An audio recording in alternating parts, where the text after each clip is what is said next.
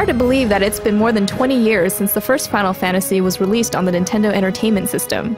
In celebration of this milestone, Square Enix has come up with Dissidia Final Fantasy, a fighting game that brings together all your favorite heroes and villains from the original game to the most recent Final Fantasy XII. With Cloud, Sephiroth, Golbez, and Cecil making an appearance, there's bound to be at least one of your favorite characters in the list of 22 to choose from. Initially, you'll only have access to play as the heroes, but once you spend enough time going through the game's different modes, you'll earn points to purchase villains so that they can be playable.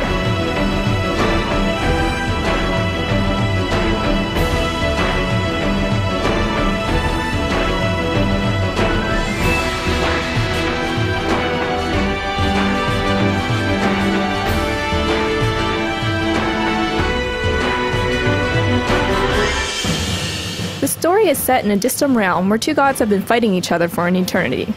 Cosmos, the goddess of harmony, and Chaos, the god of discord, have called upon their bravest warriors to fight.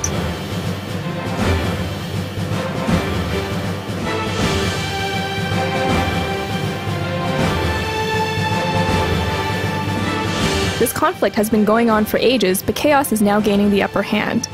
In an attempt to restore balance, Cosmos recruits 10 of her strongest warriors and asks each of them to retrieve a crystal.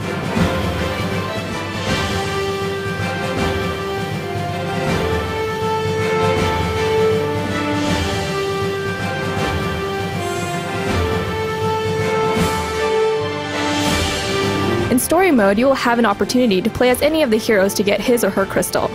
Each hero's storyline will kind of mirror the storyline in their original game to some extent. Cloud will brood and wonder what he's fighting for. What exactly are we fighting for? What do you mean?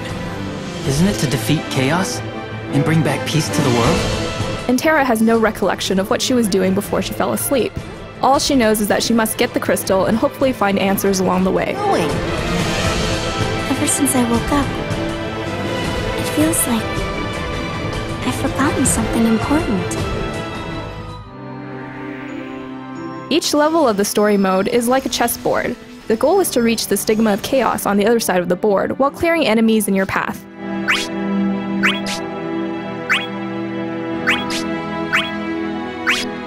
You have destiny points, which determine how many moves you can take. You won't always be able to grab all the treasure chests in the level, so it gives you some incentive to revisit the stage later. Do I feel sorry for you? As you level, you'll earn items and new equipment. All your characters share the same equipment, so you don't have to manage them individually by swapping gear around. There's also plenty of customization because you'll have access to a shop to purchase additional items, and you can customize your attacks as well. Right.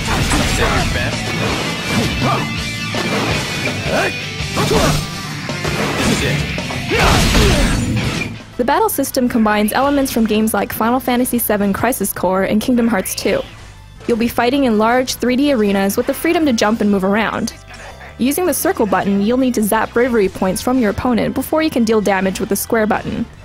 Your bravery points is equal to how much damage you will do, so once you knock your enemy down to 0, it's time to finish the fight.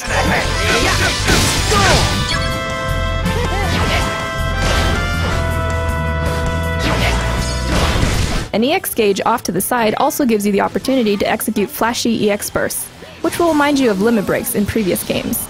I can protect everything! I won't be defeated!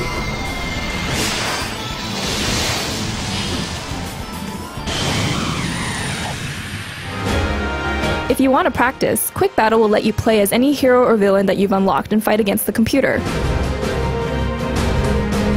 Arcade mode puts you in a series of battles, and if you can come out on top, a reward could be waiting for you.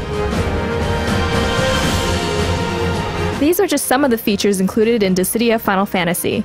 For fans, this is a great way to see all your favorite characters in one game, as well as see how characters like the Warrior of Light would look like in a 3D model, instead of a 2D red and white sprite.